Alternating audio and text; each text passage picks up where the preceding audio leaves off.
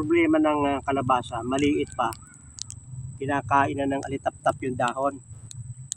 Kaya naisip kong ilagay dito sa galon. Abay, parang may magandang kapalaran ng kalabasa sa galon ah.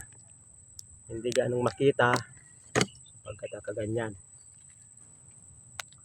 Ay yung paru-parong puti na yon, yan ang naglalagay ng mga uod, mga gulay. Ng mustasa at pitsay ay pag maliit pa yung dahon, pag dumaan yung paru-paro na puti ay iitlogan. Kaya naisip kong ilagay dito na yung lupa ay medyo malalim. Dapat nga medyo malalim pa para kwan.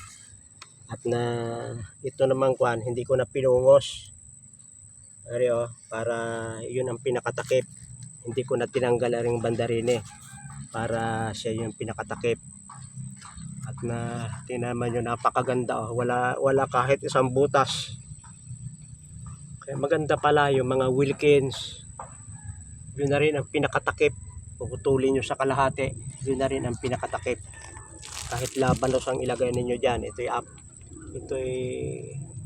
3 puno na walang kadamage, walang kabutas-butas. At na ilalagay na natin at baka maitlugan pa ng insekto. Yung gulay, lumabas yung dahon doon oh. Baka maitlugan. Pwede pa lang itong gardening, malinis.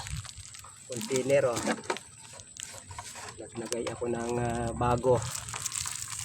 Yan. Ayan na ikan. Takipan natin. Ito ay maganda at tumaas man ng ganyan ay mataas yung itatakip. Yan. Ito naman ay walang takip. Kalagay lang dyan. Ang tingin ko maganda yung tinatakpan. Lalagyan ko ng bago. Maraming salamat sa inyong pagsubaybay sa Natural Wellness si Pastor Vito.